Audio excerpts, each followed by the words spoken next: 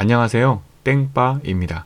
먼저 이 고백이 저희 가족의 자랑이 아닌 사실을 기초로 한 하나님에 대한 사랑의 고백이 되기를 원합니다.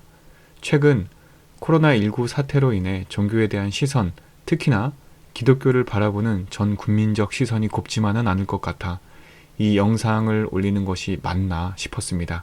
하지만 엘리야를 통해 확인된 하나님의 사랑을 알리는 것이 주님이 주신 저의 사명임을 믿고 이 영상을 시작합니다. 혹 거북하시거나 원치 않으시다면 지금 이 영상을 종료하셔도 좋습니다. 그렇지만 지금 이 영상을 보시는 분들 중 세상에 내 편이 없는 것 같고 되는 일이 없다고 좌절을 느끼신 분들이 계시다면 끝까지 이 영상과 함께 해주시기를 바랍니다. 전 3대째 기독교 집안에서 태어났습니다. 바로 모태 신앙인입니다. 자라면서 하나님을 믿는 것이 당연한 것이었습니다. 그렇기에 흔히 말하는 신앙적 믿음이 견고하다 믿고 있었습니다. 적어도 엘리야를 갖기 전까지는요. 하지만 엘리야의 심장의 이상 징후를 알고 그리고 태어나 수술을 하고 힘들어해하는 모습을 보며 견고하다 믿은 저의 믿음에 의심을 갖기 시작했습니다.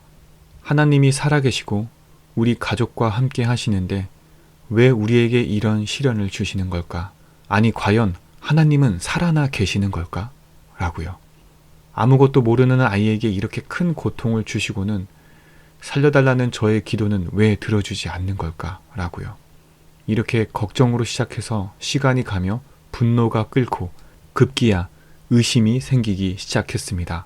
기도는 더 이상 의미 없는 행동이라 여겨지며 이전처럼 기도를 하지 못하게 되었습니다. 엘리야 첫 수술 직후 추가 시술을 2번이나 해야 했던 얼마나 긴급했으면 부모 동의조차 하지 못하고 선 시술을 진행하던 그때 저의 분노는 극에 달했습니다. 하나님은 적어도 저희 가족에게는 이러시면 안 된다는 분노 말입니다. 병원 기도실을 박차고 들어가 따져들기 시작했습니다.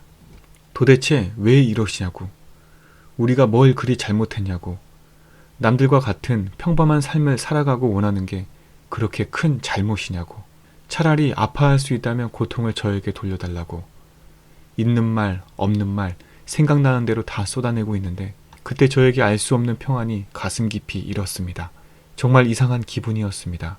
10% 남짓의 심장 기능만 갖고 있는 지금의 엘리야, 그리고 그 심장을 쉬게 하기 위해 에크모를 달고 있는 상황, 심기능이 돌아오지 않으면 에크모로 연명한 후 심장 이식을 해야 할 수 있는, 방금까지 들었던 의료진들의 이야기들이 뭔가 시시하게 느껴지기 시작합니다. 이건 말로 설명이 되지 않는 감정이었습니다. 그때 가슴 깊이 드는 생각은 벌어지지 않는 일, 왜 벌써부터 예단하고 있니? 너는 너가 해야 할 일을 해 라는 생각이요. 그 최악의 상황에서 전 진정한 안식을 찾았습니다. 넌 너가 할 일을 해 라는 생각은 마치 난 지금 이 고통 가운데도 너희와 함께하고 있단다 라고 하나님께서 위로하는 듯 했습니다. 그때부터였습니다.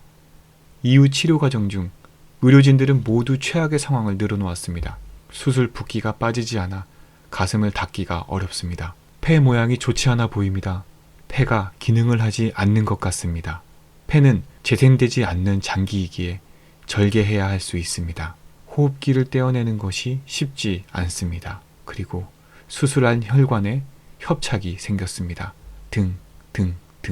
이런 이야기를 들을 때면 순간 당황스럽고 떨리는 순간이 찾아옵니다. 하지만 그때마다 이 고통 가운데 함께 하시는 하나님을 떠올리면 모든 것이 편해졌습니다.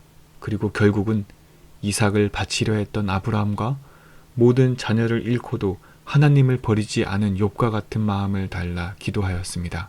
설령 지금 엘리야를 데려가신다 하여도 어차피 주신 이도 그리고 거두시는 이도 하나님이시니 감사하게 해달라는 조금 의연한 자세도 갖게 되었습니다.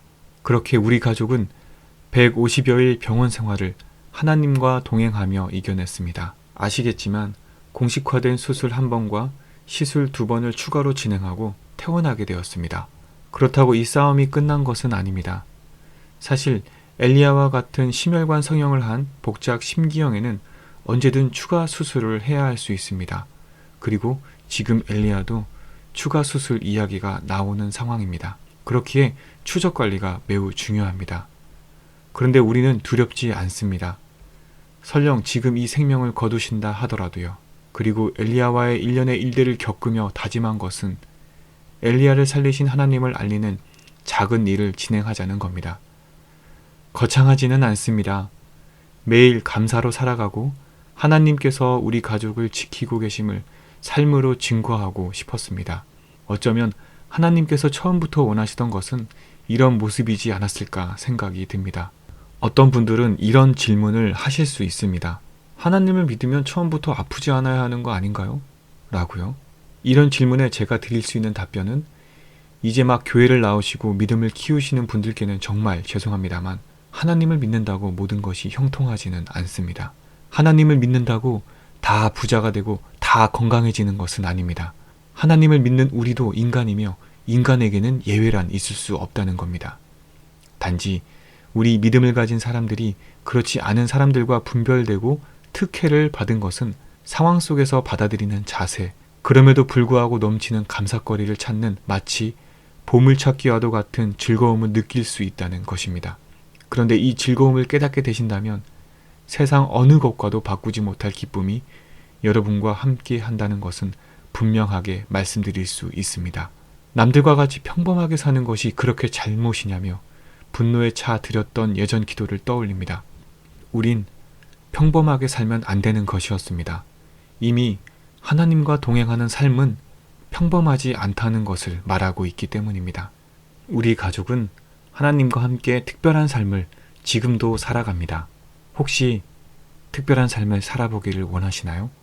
좋은 집, 좋은 차, 세상의 값진 것들, 당장은 멋지고 특별해 보일 수 있지만 그것이 영원할까요? 여러분도 하나님과 함께 진정 멋진 삶을 살아보지 않으시겠습니까? 끝까지 시청해 주셔서 감사드립니다. 여러분들의 특별한 삶을 기대하며 축복합니다.